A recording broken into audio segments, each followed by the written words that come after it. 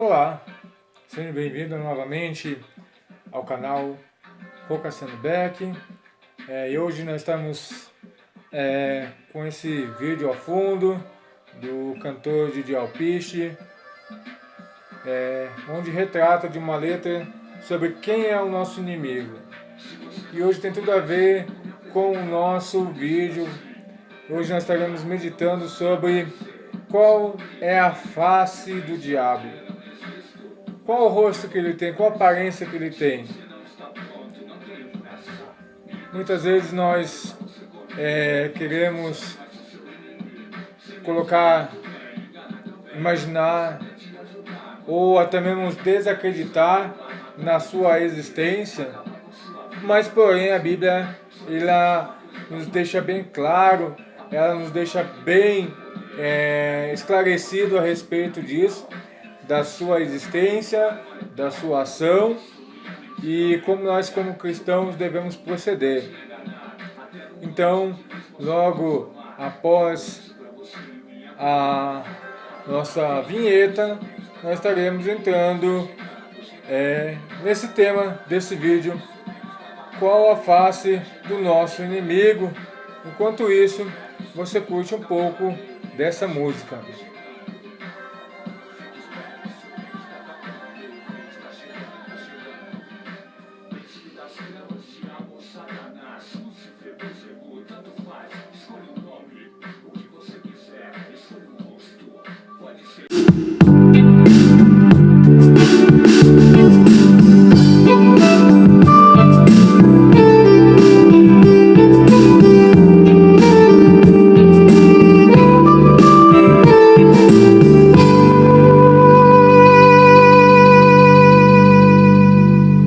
Olá, então agora nós estaremos meditando, entrando nesse assunto, qual a face do diabo. Por muitos anos a face do diabo foi descrita por um ser com chifres, tridentes, uma enorme cauda com uma seta no fim do rabo. Mas com o passar dos anos, o avanço da tecnologia, qual a verdadeira face do diabo? Pode então agora ser questionada. A face do diabo então era uma mitologia, era talvez um simbolismo, mas hoje, com avanços tecnológicos, de conhecimentos, doutrinários, a face como foi apresentada do diabo com aquelas chifres, aquela cauda, um tridente, hoje é questionada. E então a pergunta fica no ar: qual é a face do diabo? Qual o seu rosto? Será que ele tem um rosto animal, ou um rosto humano, um rosto desconhecido, desfigurado? Qual o seu rosto? Será que a face do diabo é um produto? Será que a face do diabo é um poder político? Será que a face do diabo é um poder religioso? Será que alguém que não gostamos, nós associamos então a face do diabo, de Satanás?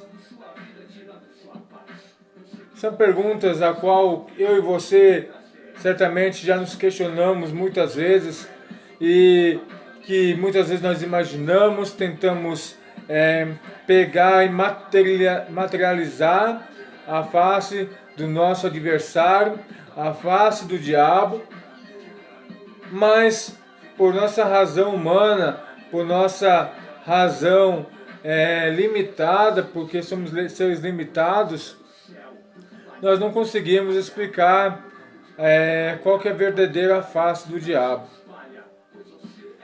Quem nunca passou por esse questionamento? A Bíblia nos relata que Satanás era um dos anjos que adoravam a Deus nos céus.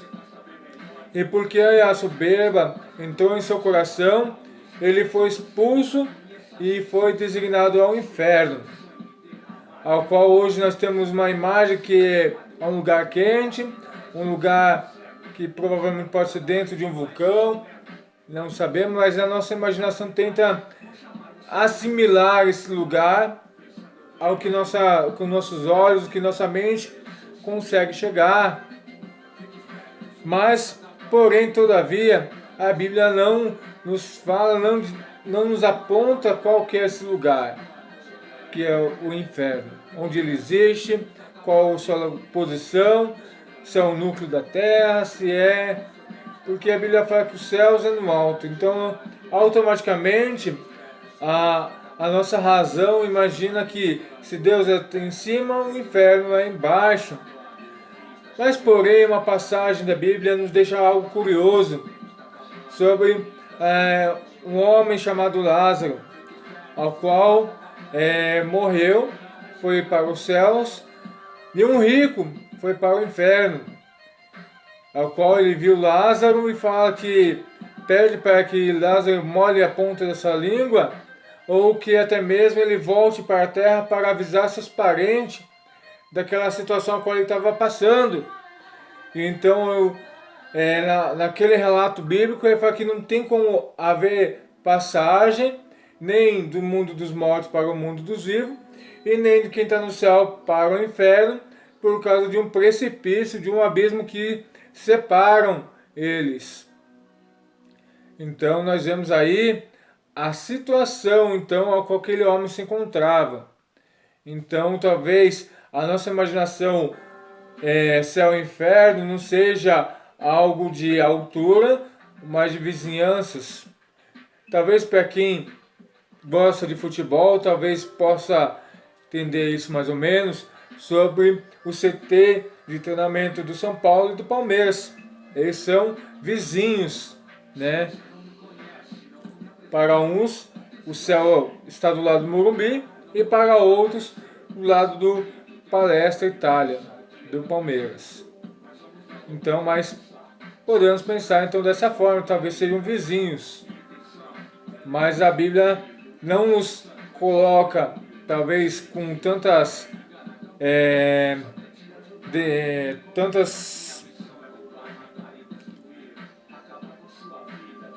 detalhes onde fica o inferno ou os céus, justamente para que se cumprisse a própria Bíblia, onde diz que a volta do mestre é repentina, é como abrir e fechar os olhos. Assim como o ladrão entra, assim é a volta do mestre. Então nós vemos que justamente para a gente não ter essa dúvida gerada nos corações, é poder imaginar, poder tentar entender, querer conhecer. Talvez é isso que Deus limitou alguns conhecimentos a nós seres humanos, para que a gente possa realmente buscar somente termos uma vida plena, uma vida de busca intensa da santidade e de busca intensa da comunhão para com Deus. Então, quando nós não conhecemos a face do nosso adversário, nós ficamos no escuro numa guerra, numa batalha. Vem algumas perguntas. De quem eu sou o servo e quem é o meu Senhor? Quem é o seu servo? De quem você é servo? Quem é o seu Senhor? Em qual lado da batalha você está? Em qual lado da guerra você está? Em qual lado da peleja ao qual você está? Do lado do mestre, do lado de Deus ou do lado de Satanás? Será que o conceito que você criou de céu e inferno tem deixado você do lado certo dessa guerra? Será que você tem achado que está servindo a Deus, ao Emanuel, ao Deus Todo-Poderoso, ao Deus Leão da tribo de Judá, ao Deus ao qual ao Alfa, o Ômega, a estrela da manhã, o príncipe da paz, ou você tem servido, na verdade, um Deus desconhecido? Um Deus ao qual você ainda está procurando. Nós vemos aí essa semana alguns acontecimentos dentro da igreja, no mundo gospel, sobre aquele grupo Kemuel. Eu não ouço, não conheço seus integrantes, mas por causa das notícias e da famosa baladinha que eles foram, colocou aí mais uma vez no retrovisor do mundo a igreja do século 21 e o mundo gospel. Será que a igreja tem feito a diferença? Ou será que nós batimos nesse tema aqui? Qual é o Senhor que nós temos servido? Filipenses 3, capítulo 3, versículo 18 ao 20 nos diz assim: pois como já lhe disse repetidas vezes, e agora repito com lágrimas, há muitos que vivem como o inimigo da cruz de Cristo.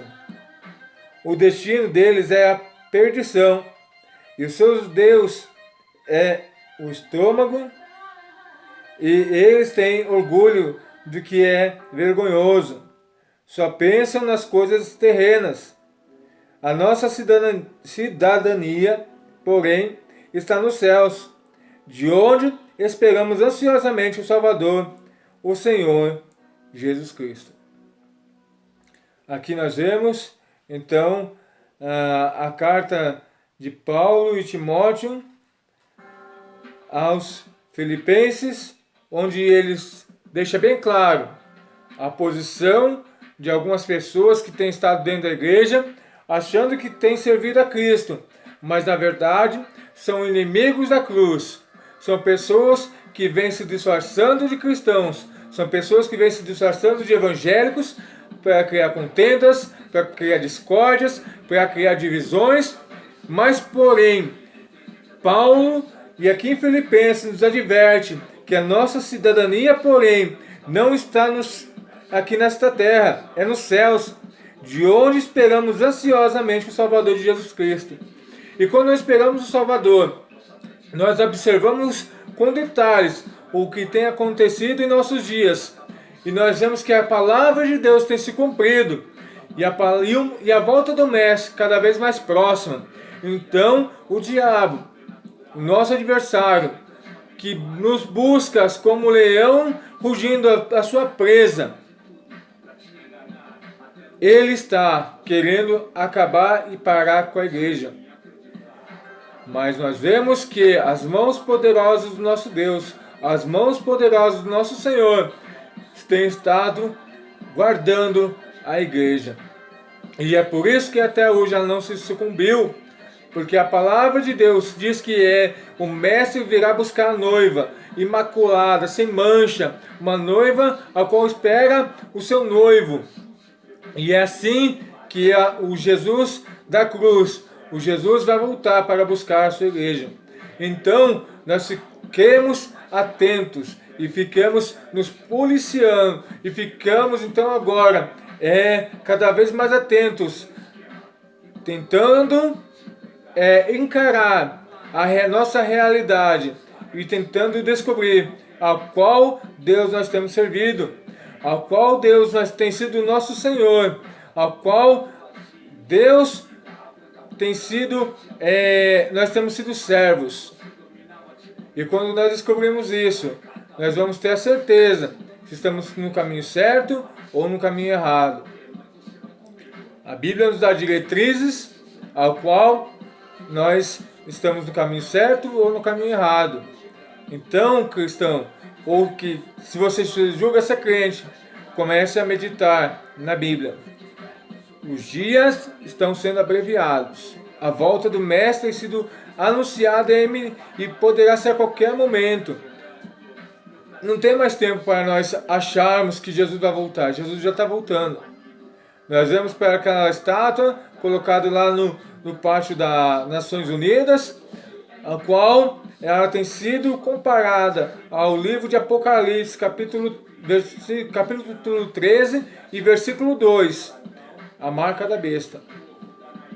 E tem sido assim.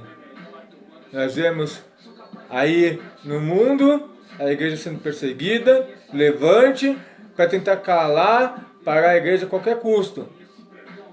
Aparentemente o mundo acha que está levando vantagem, mas é porque o mestre está às portas. E o evangelho está sendo pregado, anunciado a todas as nações. Todos estão vendo.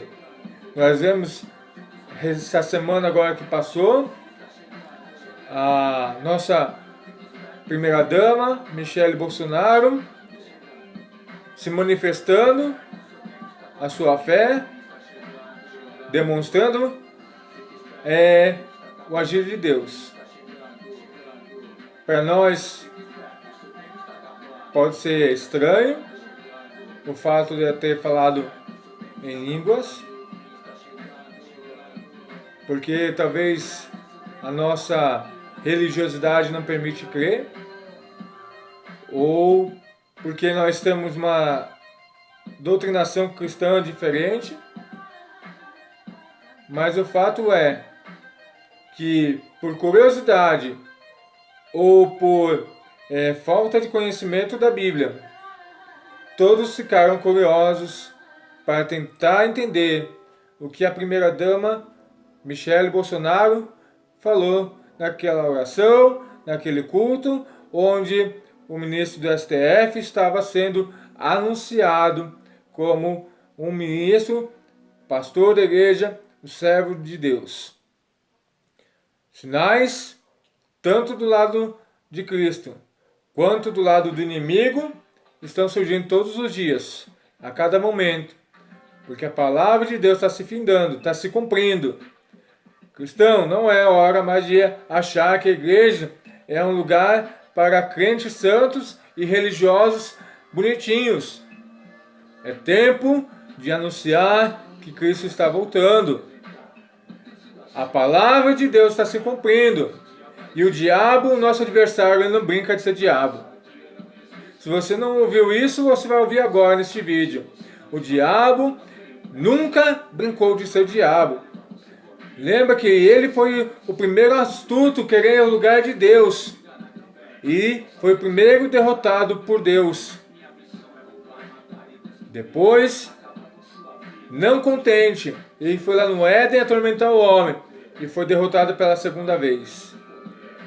Na cruz do Calvário, ele foi envergonhado e derrotado mais uma vez. E isso só prova o poder e a grandeza desse Deus. Escolha o lado que você quer ficar. De um Deus vitorioso ou de um adversário que pensa que é Deus e na verdade ele é um derrotado. Filipenses no alerta. Nossa pátria não é aqui, nosso lugar não é aqui, nossa mansão é celestial, e qual nós buscamos o reconhecimento, ao qual nós desejamos e lutamos para alcançar os céus. Maranata, ora vem Senhor Jesus. Estarei orando contigo antes de encerrar esse vídeo. Pai amado, Deus de graça, Deus de poder, quero te louvar e te agradecer, não porque me tornei um religioso, um cristão perfeito, um cristão sem defeitos, um cristão sem manchas, não, pelo contrário, Pai. Olhando para a tua palavra, cada vez mais percebo que sou pecador, sou errante e necessito da tua graça e da tua misericórdia, Pai. Mas, Pai, nos faça entender e enxergar o lado certo desta guerra. Muitas vezes nós cremos que os nossos pastores, os nossos líderes religiosos estão nos levando para o aprisco da ovelha e, na verdade, estão nos levando para a boca da churrasqueira. Por isso, Deus, ó Pai, nos faça entender, nos faça enxergar, nos faça ver quem de fato é os nossos inimigos, ó Pai. Se somos nós mesmos, somos inimigos de nós mesmos, porque queremos as nossas vontades, os nossos desejos, Ó Pai, se o nosso inimigo, Deus, ó Pai, as coisas que corremos atrás em vão, porque nós somos acostumados a querer conquistar, a querer mais, a querer demonstrar o nosso poderio, as nossas conquistas, os nossos valores, e esquecemos que o Evangelho, que a cruz, nos mostra um caminho totalmente contrário, diferente. Por isso, Pai, nos faça, ó Pai, como o próprio Jesus falou, como aquelas crianças. Ó Pai, nos faça ser crianças, não no sentido de inferioridade, mas no sentido de sinceridade para com o Senhor, ó Pai. Por isso, Pai, nos ajuda, nos fortalece nossa fé, fortalece nossos passos, porque não tem sido fácil nesses últimos dias. O levante do nosso adversário para nos sufocar, para nos oprimir, para nos calar tem sido grande em nossas gerações, porque sabemos, Pai, que a Tua volta está cada vez mais próxima. Os sinais têm levado a isso. Ó Pai, tem demonstrado a Tua graça, Pai. Por isso nos ajuda, fortalece nossos pés, fortalece a nossa fé nesses últimos dias, ó Pai. É o que te rogamos, Pai, te clamamos, ó Pai, e te louvamos, porque o Senhor continua sendo Deus. O Senhor continua sendo bom, o Senhor continua sendo gracioso, o Senhor continua, Pai, sendo misericordioso, mesmo nessa geração sanguinária, corrompida, gananciosa, prostituída, Pai, com os seus desejos, com as suas infames. Ó Pai, como nós vemos na Tua palavra dizendo, Pai, que nosso tempo tem sido de Sodoma e Gomorra, Pai. Por isso nos dá, Pai, misericórdia, Pai. É o que te pedimos, ó Pai, te rogamos e te clamamos, Pai, em nome de Jesus. Deus os abençoe. Até o próximo vídeo.